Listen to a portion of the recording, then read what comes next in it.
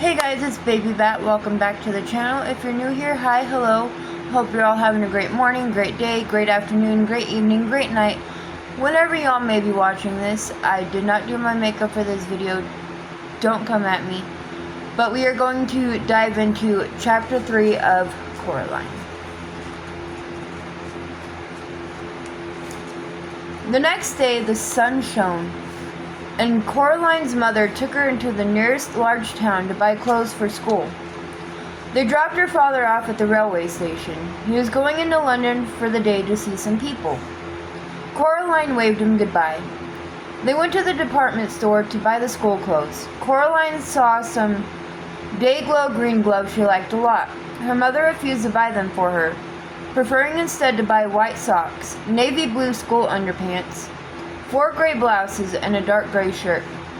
But Mom, everybody at school's got gray blouses and everything. Nobody's got green gloves. I could be the only one. Her mother ignored her. She was talking to the shop assistant. They were talking about which kind of sweater to get for Coraline and were agreeing that the best thing to do would be to get one that was embarrassingly large and baggy, in the hopes that one day she might grow into it. Coraline wandered off and looked at a display of Wellington boots shaped like frogs and ducks and rabbits. Then she wandered back. Coraline, oh, there you are. Where on earth were you? I was kidnapped by aliens, said Coraline.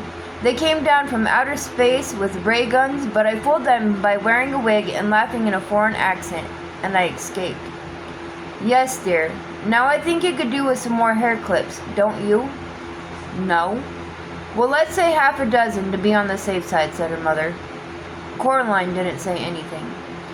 In the car on the way back home, Coraline said, "What's in the empty flat?"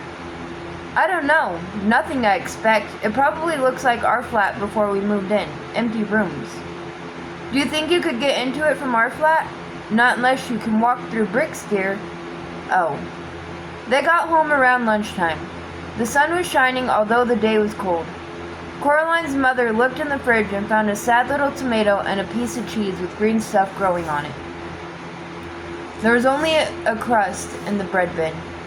I'd better dash down to the shops and get some fish fingers or something, said her mother. Do you want to come? No, said Coraline. Suit yourself, said her mother, and left. Then she came back and got her purse and car keys and went out again. Coraline was bored. She flipped through a book her mother was reading about native people in a distant country. How every day they would take pieces of white silk and draw on them in wax. Then dip the silks in dye. Then draw on them more in wax and dye them some more. Then boil the wax out in hot water and then finally throw the now beautiful cloths on a fire and burn them to ashes. It seemed particularly pointless to Coraline, but she hoped that the people enjoyed it. She was still bored, and her mother wasn't yet home. Coraline got a chair and pushed it over to the kitchen door. She climbed onto the chair and reached up. She got down, then got a broom from the broom cupboard. She climbed back on the chair again and reached up with the broom. Chink! She climbed down from the chair and picked up the keys. She smiled triumphantly. Then she leaned the broom against the wall and went into the drawing room. The family did not use the drawing room. They had inherited the furniture from Coraline's grandmother, along with a wooden coffee table, a side table, a heavy glass ashtray, and the oil painting of a bowl of fruit. Coraline could never work out why anyone would want to paint a bowl of fruit. Other than that, the room was empty. There were no knickknacks on the mantelpiece, no statues or clocks, nothing that made it feel comfortable or lived in. The old black key felt colder than any of the others. She pushed it into the keyhole. It turned smoothly with a satisfying clunk. Coraline stopped and listened. She knew she was doing something wrong and she was trying to listen for her mother coming back. But she heard nothing. Then Coraline put her hand on the doorknob and turned it, and finally she opened the door. It opened onto a dark hallway. The bricks had gone as if they'd never been there. There was a cold, musty smell coming through the open doorway. It smelled like something very old and very slow. Coraline went through the door. She wondered what the empty flat would be like, if that was where the corridor led. Coraline walked down the corridor uneasily. There was something very familiar about it. The carpet beneath her feet was the same carpet they had in her flat. The wallpaper was the same wallpaper they had. The picture hanging in the hall was the same they had hanging in their hallway at home. She knew where she was. She was in her own home. She hadn't left. She shook her head, confused. She stared at the picture hanging on the wall. No, it wasn't exactly the same. The picture they had in their own hallway showed a boy in old-fashioned clothes staring at some bubbles. But now the expression on his face was different. He was looking at the bubbles as if he was planning to do something very nasty indeed to them, and there was something peculiar about his eyes. Coraline stared at his eyes, trying to figure out what exactly was different. She almost had it when somebody said, "Coraline?" It sounded like her mother. Coraline went into the kitchen where the voice had come from. A woman stood in the kitchen with her back to Coraline. She looked a little like Coraline's mother, only her skin was white as paper. Only she was taller and thinner. Only her fingers were too long and they never stopped moving, and her dark red fingernails were curved and sharp. "Coraline?" the woman said. "Is that you?" And then she turned around. Her eyes were big black buttons. "Lunchtime, Coraline," said the woman. "Who are you?" asked Coraline. "I'm your other mother," said the woman. "Go and tell your other father that lunch is ready." She opened the door of the oven. Suddenly, Coraline realized how hungry she was. It smelled wonderful. "Well, go on." Coraline went down the hall to where her father's study was. She opened the door. There was a man in there, sitting at the keyboard with his back to her. "Hello," said Coraline. I mean, she said to say that lunch is ready. The man turned around. His eyes were buttons, big and black and shiny. "Hello, Coraline," he said. "I'm starving." He got up and went with her into the kitchen. They sat at the kitchen table, and Coraline's other mother brought them lunch. A huge golden brown roasted chicken, fried potatoes, tiny green peas. Coraline shoveled the food into her mouth. It tasted wonderful. "We've been waiting for you for a long time," said Coraline's other father. "For me?" "Yes," said the other mother. "It wasn't the same here without you. But we knew you'd arrive one day, and then we could be a proper family. Would you like some more chicken?" It was the best chicken that Coraline had ever eaten. Her mother sometimes made chicken, but it was always out of packets or frozen, and was very dry, and it never tasted of anything.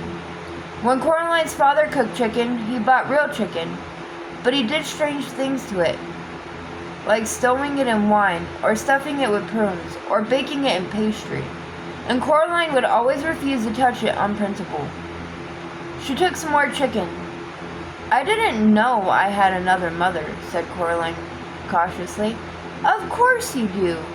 Everyone does," said the other mother, her black button eyes gleaming. "After lunch, I thought you might like to play in your room with the rats." "The rats?" "From upstairs."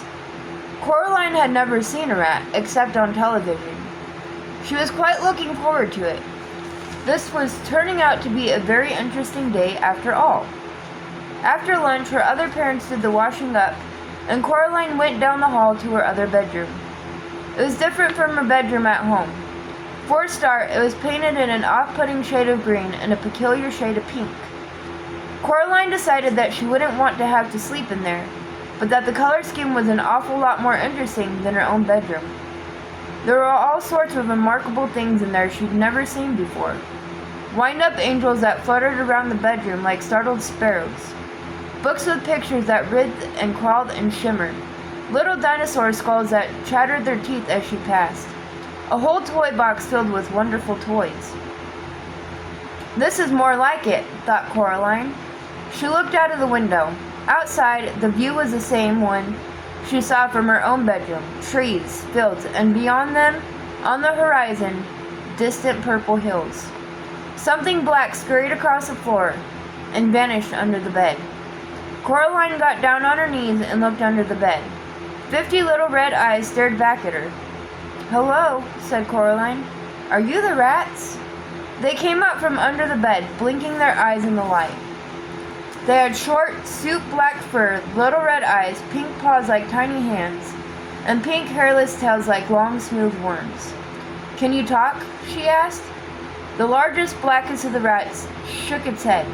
It had an unpleasant sort of smile, Coraline thought. "Well," asked Coraline, "what do you do?" The rats formed a circle. Then they began to climb on top of each other, carefully but swiftly, until they had formed a pyramid with the largest rat at the top. The rats began to sing in high, whispery voices. "We have teeth, and we have tails. We have tails, we have eyes. We were here before you fell. You will be here when we rise." It wasn't a pretty song. Coraline was sure she'd heard it before, or something like it, although she was unable to remember exactly where. Then the pyramid fell apart and the rats scampered, fast and black, toward the door. The other crazy old man upstairs was standing in the doorway, holding a tall black hat in his hands. The rats scampered up to him, burrowing into his pockets, into his shirt, up his trouser legs, down his neck. The largest rat climbed onto the old man's shoulders, swung up on the long gray mustache past the big black button eyes, and onto the top of the man's head. In seconds, the only evidence that the rats were there at all were the restless lumps under the man's clothes, forever sliding from place to place across him, and there was still the largest rat, who stared down with glittering red eyes at Coraline from the man's head. The old man put his hat on, and the last rat was gone. "Hello, Coraline," said the other old man upstairs. "I heard you were here. It is time for the rats to have their dinner, but you can come up with me if you like and watch them feed." There was something hungry in the old man's button eyes that made Coraline feel uncomfortable. "No, thank you," she said. "I'm going outside to explore." The old man nodded, very slowly. Coraline could hear the rats whispering to each other, although she could not tell what they were saying. She was not certain that she wanted to know what they were saying. Her other parents stood in the kitchen doorway as she walked down the corridor, smiling identical smiles and waving slowly. "Have a nice time outside," said her other mother. "We'll just wait here for you to come back," said her other father. When Coraline got to the front door, she turned back and looked at them. They were still watching her and waving and smiling. Coraline walked outside and down the steps. And that, my friends, is the end of chapter 3. Thank you so much for watching this video. If you have not subscribed, please do. Give this video a big thumbs up if you enjoyed it. And I hope you all have a great day, great morning, great afternoon, great evening, great night. And I will see you guys in my next video. Bye, guys.